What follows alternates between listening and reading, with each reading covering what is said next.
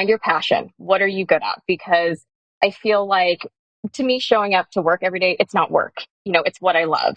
And because of that, I think that's what's given us the drive. Obviously, when we started, it really was, like I said, it was desperation. It's like, we have to make this work. But it's really grown into my love and my passion for people, for products. And I've learned so much through it. But I think without having that feeling of wanting connection and wanting to create a product and surrounding our customers and things like that, we wouldn't be where we are today. So my passion is people.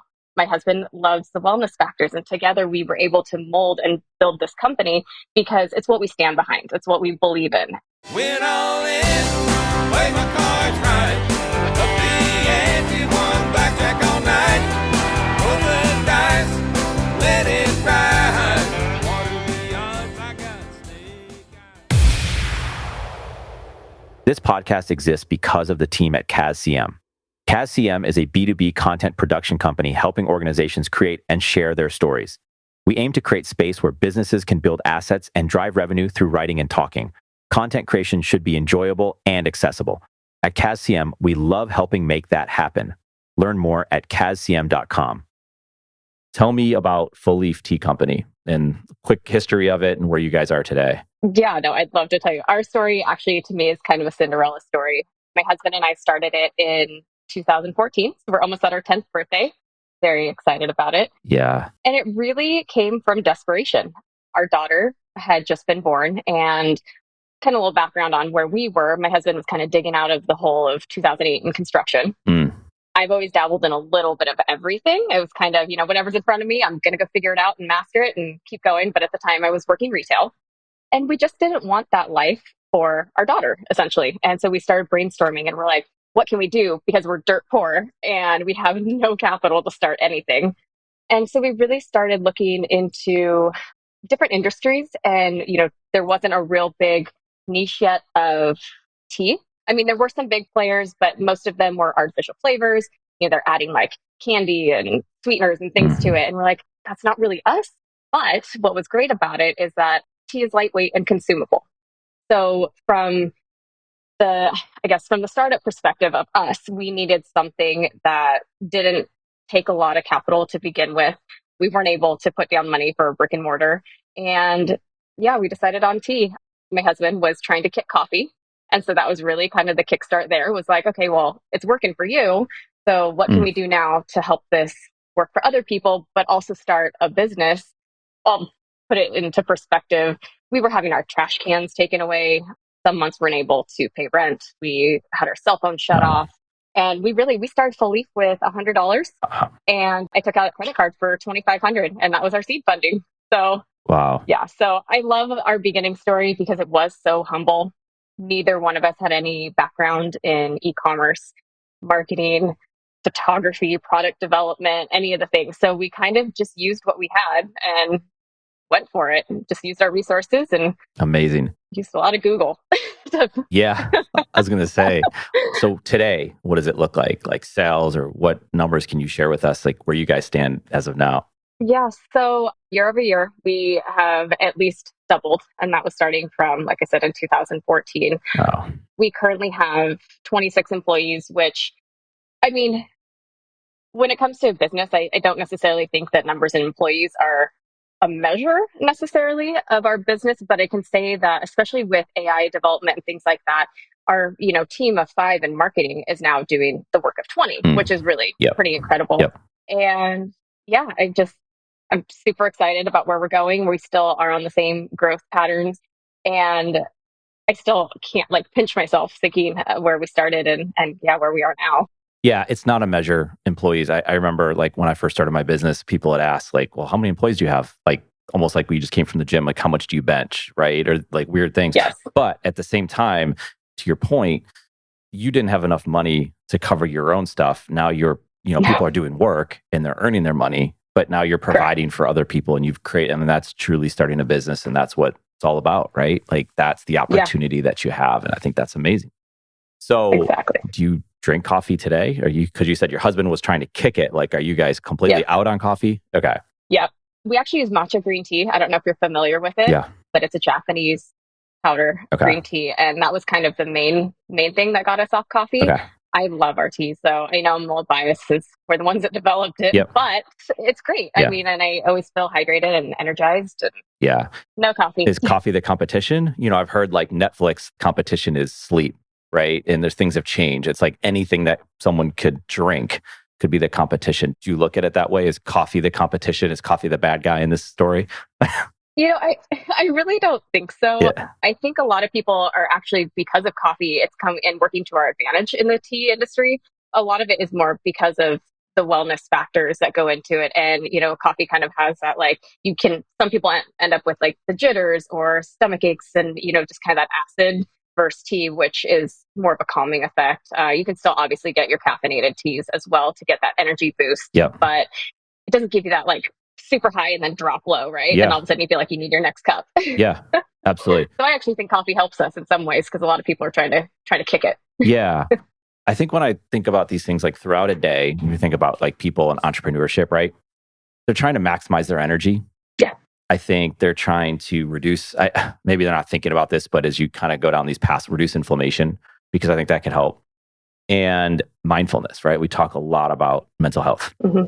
And I think, as we can say, like sugar is the enemy, right? Like at least reducing sugar, right? And I don't know how extreme we go with it, but it's very hard to do so. And there's that's Mm-hmm. a whole nother episode we could do on that. But as we think about people who are trying to, okay, I want to get a lot done today. Like I enjoy what I do, Mm-hmm. but sometimes you have that afternoon crash, right? Or something happens. And so what are you deciding at that moment to put in your body? Like, what are you going to drink? It could be water, it could be coffee, it could be tea, it could be an energy drink, it could be, Starbucks, and you go in and you just get whatever these drinks are. It's like a milkshake at some point. But what are you deciding at that point? So I think of a lot of it comes to like your decision on consumption. And then I believe there's this habit that is created whenever that is done, right? It's like if you have the energy drinks in the fridge, and that's what you're used to drinking, you're going to just go and grab it because it's used to it. Now, you can read Atomic Habits and like create friction and don't have that drink available to you in the fridge. Mm-hmm. That's a big part of like, okay, well, what if I chose tea as an option? And why would I choose tea as an option? And so I want to go back to those words, energy, inflammation, and mindfulness. And I think they all kind of relate together, the different choices you can make with your, but to not overcomplicate it, I really do think it's like, okay, what am I going to choose to consume? For sure. And what habit am I going to drive as I'm making these decisions? Because it's constant. It's like if you are walking by the coffee cart or you're going there, like you're just going to drink it. And I love coffee, but I don't drink it throughout the day. I'll have a cup in the morning. And maybe sometimes if I just like want to enjoy a drink, I might have another cup later, but very rarely. Anyway, I've gone on too long, but you kind of see what I'm getting at as it relates to really energy at the end of the day. Yeah, absolutely. And I think, especially with our brand and what we've put a lot of focus in is wellness. So it's about what you are putting in your body. That's why we only use organic herbs and all of our blends are created in-house. So we have full control over what it is that we're putting into our products. And with that in mind, you touch on inflammation and, just mental health and things like that. It's kind of a funny saying that we have in here, but we're like, oh, well, we have a tea for that. And it is really what we focused on in our company is creating teas that are helping just for, health benefits or also ailments and, just kind of helping to improve everybody's life through drinking tea and also kind of, recognizing that it isn't always the favorite choice of drink. Like you said, a lot of people will tend to, grab an energy drink or something like that. But when we educate our customers, especially through our website, it can really do the breakdown and show them what the benefits are and why you should try tea versus other things. I do agree. It's easy to just grab something out of your fridge, but I would tell somebody who wants to try to do something else. It's just like, being on a diet and meal prepping and things like that, right? Like you make that intentional choice to switch. So I'll cold brew, a gallon of tea at a time and keep it in my fridge. It's like easy. So when I am in that moment where I think, okay, I need something really quick, grab it and go. Yeah. So use that word, educate customers, right? I was just reading something. I don't even know what it was, but it just reinforces that idea of, a lot of people in marketing tend to go, they're in sales, right? They're marketing, but they're actually selling something right then and there. People don't want that. So they see through that. They don't want to go to the car dealership today. I don't want you to sell me the car. But if I love the car, I don't even need you to sell it to me. The branding's there. I'm in, right? Here's the reasons I want to get it. So it sounds like that is what you're doing. And then you could say, okay, if I want to reduce, here's just use this example. I want to reduce inflammation. Like, right, I feel maybe there's some pain or there's some things going on, or for whatever reason that might be. And that's a key thing I'm looking into. Like, what tea of yours am I buying? You will be buying anti-inflammatory, organic anti-inflammatory, or joint health. Both of them have really great components to it. So that's the name. So it's very easy then. Yeah. Okay. We make it very easy. We have teas called, Pure Seduction for him and for her. It helps with libido. Like, we're very, there's no question when it comes to what the teas are for. But like I said, with customers and just our education and all the things that we put onto our site, we also try to do the breakdown of every ingredient. So if you want to see exactly what it is that's helping you, these are the herbs and these are why they've been put together. So what are the herbs that are in that inflammation tea as that example? So we have green tea, central green tea, and that's just to help, with metabolism and things like that, and just boosting in general. Turmeric is the main one, and the component of turmeric and black pepper together has more of a reactive effect to help in reducing inflammation. Where is that from? Where is the turmeric from? Like, you can go buy powder at the store, you can put in drinks, you can add the black pepper. Like, where do you source it from, I guess? So our sourcing really is worldwide. It depends on what season we're in and also just kind of availability. But our main component when we do bring in our ingredients is that they're all US-certified organic. And so with that, then our blend technically would be considered made in the USA, because even though we're taking herbs from every different country, because it's blended in-house, it's technically origin is here. Yeah. And we go through extensive audits and inspections every year to make sure that we, are maintaining the standards of USDA-certified organic. But so this isn't, right, like, you going back to the beginning of like, what are we going to do? What kind of business are we going to build? We only have so much money. There is this, we talk about educating your customer. It's educating yourself. And it sounds like there's this constant education that's going on. And this isn't like, oh, I learned it, I'm pretty good. Like, this stuff's evolving, it's changing constantly. You have to stay up with it to understand that, to then educate the customer. But you're educating yourself first, right? Like, you guys have this deep-rooted passion into what you're doing. And it sounds like you just eat, sleep, and drink it. No pun intended, right? That's exactly. But that is the reality of it. And I go home smelling like it as well. So even if I wanted to avoid it, it's coming home with me. What is it about tea? It seems to have, you can go to coffee shops now and, my wife will get tea when we're at a coffee shop a lot of times, right? But it's not the norm, but it seems to have changed over the last many years, right? Like, coffee has become like this, I don't know, right? A passage. You go to college, you have a kid, right? It's like immediate thing that you go to. Starbucks, every corner, there's coffee shops everywhere. But again, to my point, coffee shops are selling tea now. Like, where are we in that track with, and in certain, it's different, right? In different cities, maybe it's more prevalent in Oregon. I'm not sure, but like, where do you see that trend going? Because I would imagine like more companies like yours the rising tide raises all ships, right? That's a positive thing that, all coffee shops are kind of in one way supporting one another, even though they're competing against one another. Like, where do you see the trajectory of tea going from here? I think over our last 10 years, we've already seen the industry make huge growth, and has been trending up. I mean, really since even before we started, but really in the last, I would say 3 years is when we've seen the real big boost. I don't want to say that, the pandemic was the creator of it, but I do feel like living through 2020, a lot of people put a lot more focus on what they were putting into their bodies and also what they could do to stay healthy. With that, I think that kind of started a real big movement towards getting rid of the sodas, getting off coffee, and really focusing on herbs and things that will help. It tastes good, but it also benefits your body and your lifestyle and your health. So I see it completely trending up. I mean, there's a lot of reports out as well that are showing the same movement. Unfortunately for me, that means that we have more competition coming into the game, but bring it on. I love it. Yeah. I think I read somewhere where you talked about shipping, right? This had to be a low cost shipping product. I mean, you could ship huge boxes and then, you could go out of business because the shipping was just too much to handle. Right. Where are you shipping to? It's like across the country, across the world? Yes. Cross country, across the world. Okay. We're everywhere.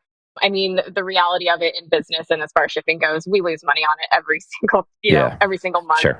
But, again, it's different than packing sugar and sending it, where it's going to be heavy. It's an inexpensive product that you then are doubling or tripling your cost for shipping. For us, we're sending between 1 ounce of tea to, a couple pounds at a time. Yeah. So it sounds like your customers are buying, and I mean, I guess someone could argue they're buying a true story, right? Mm-hmm. And they're buying health, perhaps. Like, yeah, they're buying tea and they're going to drink the tea, but at the end of the day, like there's more to it, right? And they're buying a brand, right? Something that you stand for and what you've built. Like, what is your feedback from customers as to what they're buying? Because I think it's, well, we could hear like what you have to say about your business, but I think this applies to any business and say, oh, I really never thought of, like, you are selling tea, right? But you get what I'm saying? Oh, I absolutely get it. And it's so funny that you say it that way, because I remember when Matt and I first started, one of my friends was like, it's just tea. And so we actually have t-shirts that say it's just tea, Yeah, because, that's well, good. one, it stands for the fact that it is just, Yep. herbs and tea, but it's also that idea of like, well, no, but it was so much more than that. And it's how we started, it was making sure that our customer knew who we were personally. I think through e-commerce, sometimes it can be really cold. And so we wanted to present to our customers like, we're real people. We really care about you. And these are the steps that we're going to take to make sure that you feel that way. And so we started with handwritten thank you cards that went into every single order. And, we have emails that go out that are continuing to educate our customers even beyond the point of sale, right? So it's to, hey, we see that you've purchased this in the past. How's it going? Yeah. We'd love some feedback from you. And really just integrating their opinions and their thoughts into our next product development. And also just to stay engaged. I feel like that's the biggest thing right now is, like I said, through e-commerce, because it is so cold at times, making that connecting point is really huge in keeping our customers. And we have amazing feedback and reviews. And a lot of it is beyond just the product. It is really the experience and what it is that they're getting from us beyond the health benefits. Yeah. How are people finding you, right? Is it through, hey, I buy it, I start telling everybody about it? Like, social media is powerful, but at the same time, it's like word of mouth is still a big deal, which could be done through, social media, of course. But how today are people finding about you? Is it listening to this podcast, things along those lines? Does it all add up? Like, what does that look like? Yeah. And I think really our customers come from a lot of different sources, which is something that we put a lot of focus on very early on.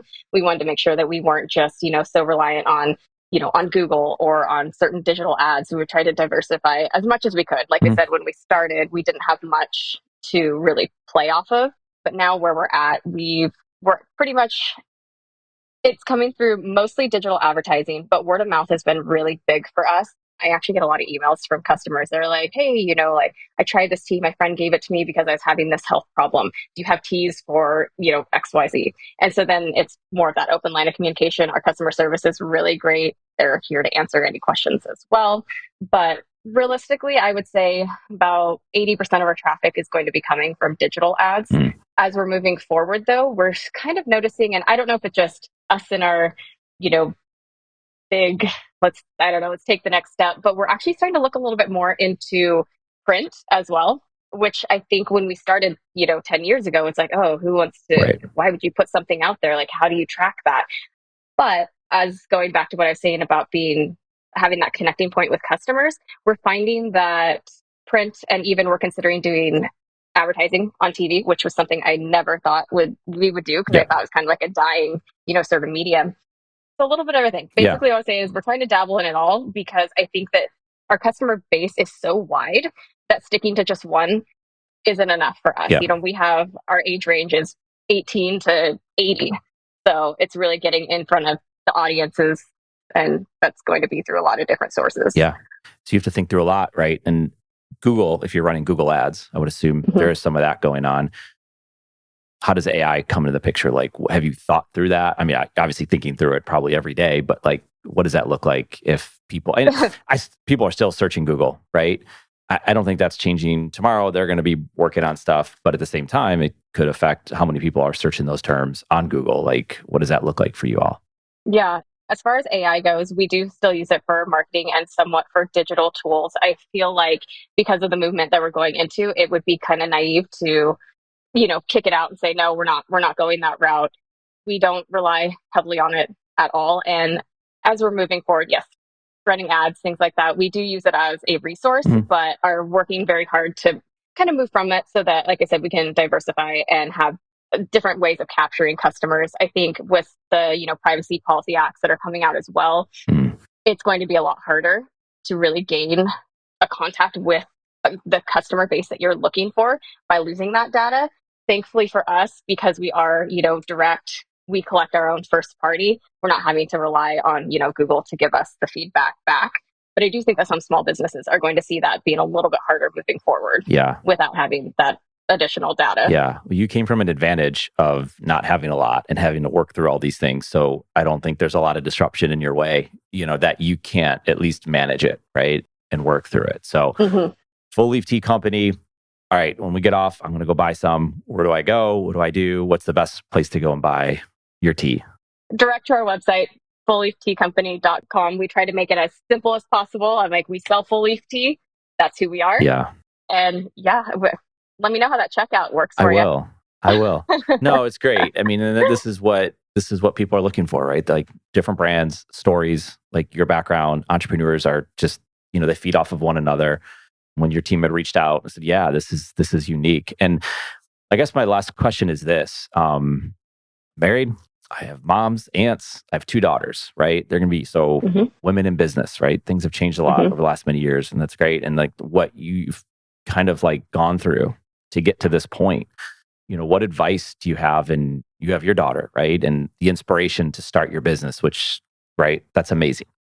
What advice do you have for your daughter? What advice do you have for other young women out there when they're looking at whatever it is they want to do? Because I don't know, the economy, the job landscape, like everything's changing so fast. And but at the same time, it's an amazing place and it's an amazing opportunity. It's a global work. You can get anywhere. You can work with people. Our podcast producer, for example, lives in Croatia. He's our main guy that does it. And you can go anywhere and get access to things. Anyway, backing up to the main question is, what advice do you have for young women today? So yes, I do have a daughter. Her name is Gracelyn, and she actually started her own e-commerce business. Love it. A few years ago. Yeah. And really what we told her when she started, which would be my advice to everyone, is find your passion. What are you good at? Because I feel like, to me, showing up to work every day, it's not work. It's what I love. And because of that, I think that's what's given us the drive. Obviously, when we started, it really was, like I said, it was desperation. And it's like, we have to make this work. But it's really grown into my love and my passion for people, for products. And I've learned so much through it. But I think without having that feeling of wanting connection and wanting to create a product and surrounding our customers and things like that, we wouldn't be where we are today. So my passion is people. My husband loves the wellness factors, and together we were able to mold and build this company because it's what we stand behind. It's what we believe in. And I think in growing any sort of business or even just, side hobbies and things like that, it's like, you have to love it. If you don't, then at some point, I feel like there's going to be that burnout or that point where you want to give up just because you want to try something else, which is fine. I think everybody should dabble in a little bit, but I really think it starts with finding your passion. And you don't have to be good at it. Just because you love something, learn about it, right? And let that grow and see if it can develop into something. I think the other thing that, we've really told Gracelyn is it's okay to step outside the box. I feel like when Matt and I were going through school and everything, it was just, after high school, you go to college. Yeah. After college, you get a job. And especially in the last 10 years of growing our business, maybe a class or two could have helped me along the way. But realistically, I entered college thinking that was the norm. That's what I needed to do to be successful.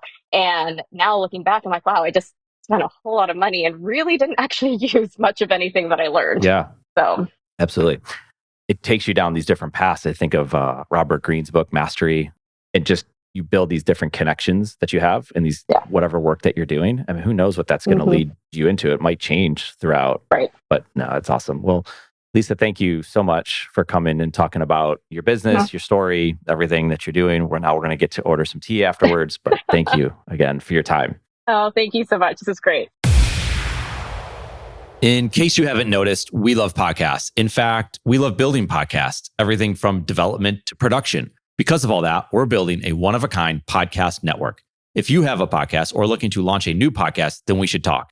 You can message me on Twitter at Eric_Kaz or hit us up any way that works for you. Let's talk about your podcast joining this one-of-a-kind podcast network.